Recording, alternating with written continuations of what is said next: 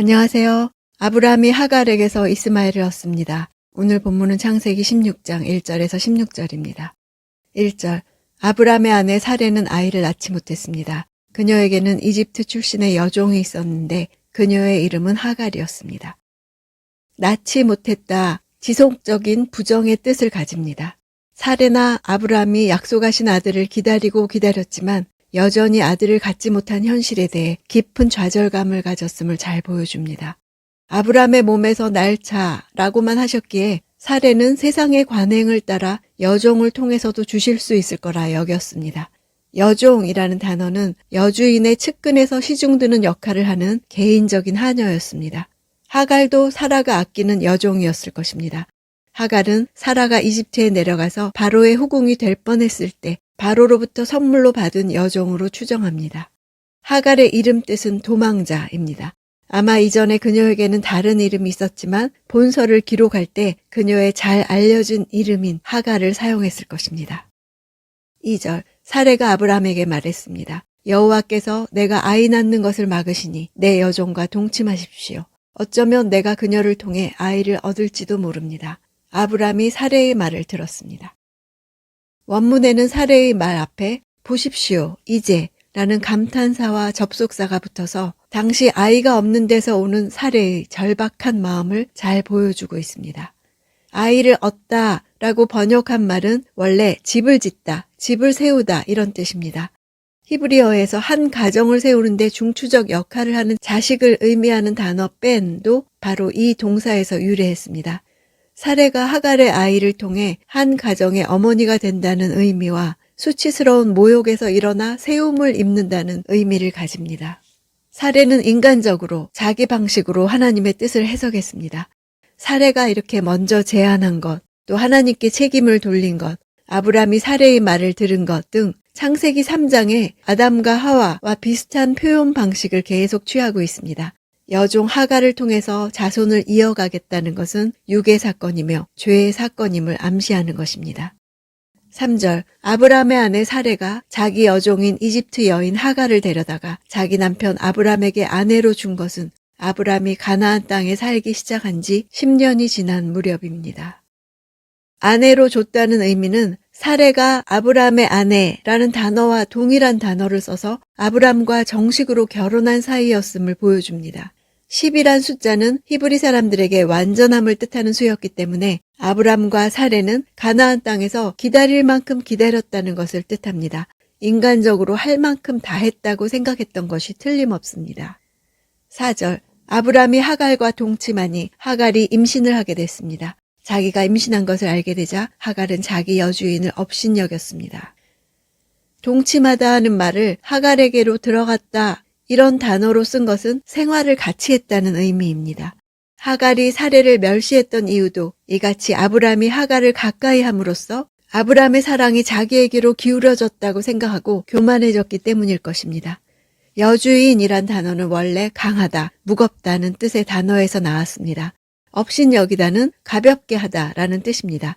원래 강하고 비중 있는 인물이었던 여주인 사레가 비천한 종이었던 하갈에 의해 오히려 가볍게 여겨지는 아이러니한 상황이 전개됨을 보여줍니다. 또한 업신여기다 이 단어는 아브라함을 저주하는 자는 저주를 받을 것이라 에서 저주와 같은 단어입니다. 즉 하갈은 아브라함의 가족을 멸시한 대가를 치른 것입니다. 6절, 아브라함이 말했습니다. 당신의 여종은 당신 손에 달렸으니 당신이 좋을 대로 그녀에게 하시오. 그러자 사레가 하갈을 학대했습니다. 하갈은 사레 앞에서 도망쳤습니다. 당신 손에란 당신의 권세 안에란 뜻입니다. 이로써 하갈은 아브라함의 아내의 위치에서 또다시 사레의 여종의 위치로 돌아오게 되었고 당시 관습에 따라 여주인의 다스림을 받게 되었습니다. 학대했다는 단어는 이스라엘이 이집트에서 고난을 받게 될 것을 묘사하는 데도 쓰인 동일한 단어입니다. 사레가 아주 혹독하게 괴롭혔고 매질까지 했을 수 있습니다. 7절, 여호와의 천사가 광야의 샘 곁 곧 술길에 있는 샘에서 그녀를 만났습니다.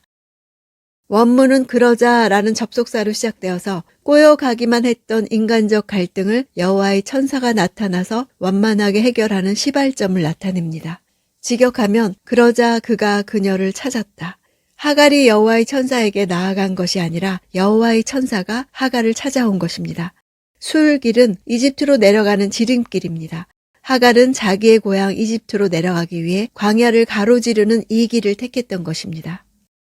8절 여호와의 천사가 말했습니다. 사레의 종 하갈아, 내가 어디에서 왔고 어디로 가느냐? 그녀가 대답했습니다. 저는 제 주인 사레를 피해 도망치는 중입니다. 천사는 사레의 종 하갈이라고 부르면서 그녀의 정체성은 사레와의 관계로 정의될 뿐만 아니라 종으로서 주인인 사레 옆에 있는 것이 마땅하다는 것을 뜻합니다. 어디에서 왔고 어디로 가느냐는 질문은 선악과를 먹고 숨은 아담을 부르시는 하나님을 연상시킵니다. 어디 있느냐 하는 것은 지금 내가 있어야 할 곳에 있지 않은 이유가 무엇이냐고 묻는 것입니다.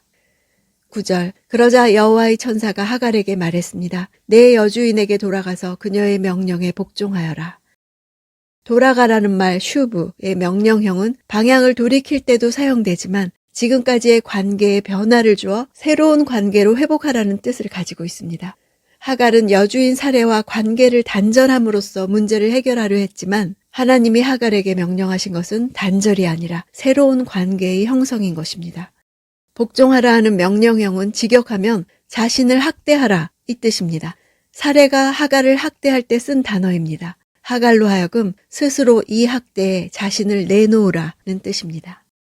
10절 여호와의 천사가 하갈에게 말했습니다. 내가 네 자손을 크게 번성케 해 셀 수 없을 만큼 불어나게 할 것이다. 직역하면 번성케 하며 번성케 하리라 입니다. 사역형을 2번 겹쳐 써서 반드시 확실히 할 것을 확인시켜 주시고 있습니다. 이 순간 하갈은 주인에게 돌아가 어떤 학대도 견딜 수 있는 비전이 생겼습니다. 이 약속은 후에 그대로 이루어져 이스마엘은 오늘날 아랍족과 터키족을 이루는 12방백의 조상이 되어서 실로 그 후손의 수는 헤아릴 수 없을 정도로 많아지게 되었습니다. 11절 여호와의 천사가 하갈에게 말했습니다. 내가 지금 임신했으니 아들을 낳을 것이다. 그 이름을 이스마엘이라 하여라. 여호와께서 내 고난을 들으셨기 때문이다. 이스마엘의 뜻은 듣다라는 샤마와 엘이 합쳐진 말로서 하나님께서 들으신다입니다. 듣는다는 것은 단지 듣기만 하는 행동을 뜻하는 것이 아니라 듣고 응답하는 반응에 더 큰 강조점이 있습니다. 여호와께서 들으셨다라고 상황의 완결을 의미하는 완료형으로 사용된 본문은 여호와께서 들으시고 이미 응답하셨다 이런 뜻을 지니는 표현인 것입니다. 아브람의 집을 떠나 죽음의 위기에 빠져서 울부짖던 하갈은 하나님이 그의 기도를 들으실 때에야 비로소 완전한 문제의 해결을 얻을 수 있었습니다. 12절 그가 들나귀 같은 사람이 돼 모든 사람과 싸울 것이고 모든 사람은 그와 싸울 것이다. 그가 그 모든 형제들과 대적하며 살 것이다. 들나귀 같은 사람이란 타인으로부터 제지받지 않고 자신이 원하는 대로 자유분방하고 야성적인 삶을 살 것을 보여주는 것입니다. 하나님 앞에서 영적인 축복은 없고 인간의 본성에 따라 살아가는 육의 축복만 있는 사람입니다. 실제로 이스마엘의 후손인 아라비아인이나 사라센인들은 말이나 약대를 타고 이동하는 생활을 하면서 정착민을 습격하기도 하는 등 호전적인 면모를 보였습니다. 오늘날에도 이스마엘 후손들 중에 사막에서 유목 생활을 하며 아라비아 지역을 이동하는 베두인이 있습니다. 모든 사람과 싸울 것이고 모든 사람이 그와 싸울 것이란 예언은 실제로 그대로 이루어져 아라비아인이나 사라센인들은 역사상 그 세력이 크게 번성했으며 여러 번 이웃나라를 괴롭혔습니다. 오늘날에 이르기까지 이들이 살고 있는 중동 지역은 세계의 화약고로 불리워질 만큼 분쟁이 끊이지 않으며 큰 전쟁의 소지를 항상 안고 있습니다. 대적하며 살 것이다 해서 대적하며로 번역된 단어는 히브리어로 얼굴을 의미합니다.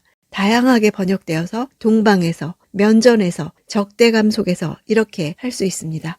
이스마엘의 후손들은 팔레스틴의 동쪽을 주무대로 하여 거주했고 그들은 이동하여 살면서 언제 어디서고 예상치 못한 곳에서 출몰했기 때문에 히브리인들에게는 항상 면전에서 거주하는 것처럼 여겨졌습니다. 13절 하갈은 자기에게 말씀하시는 여호와의 이름을 주는 나를 보시는 하나님이라 불렀습니다. 내가 어떻게 여기서 나를 보시는 하나님을 뵐 수 있었단 말인가 라고 말했기 때문입니다.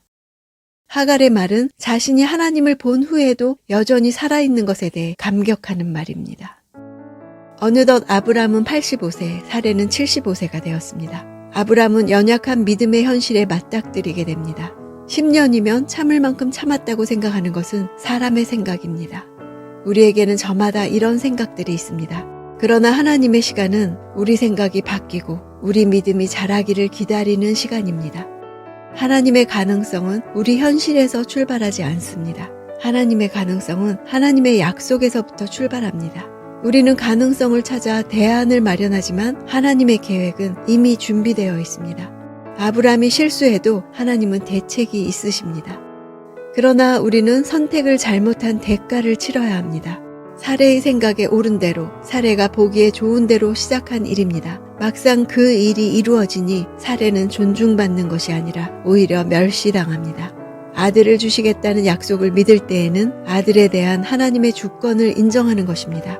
믿음을 의로 여기셨다는 것은 어떤 경우라도 하나님의 약속을 믿고 그 약속에 따라 행동할 것이라는 신뢰를 하나님께 드리는 것입니다. 하나님을 신뢰하고 하나님으로 족하다고 고백하기 원합니다.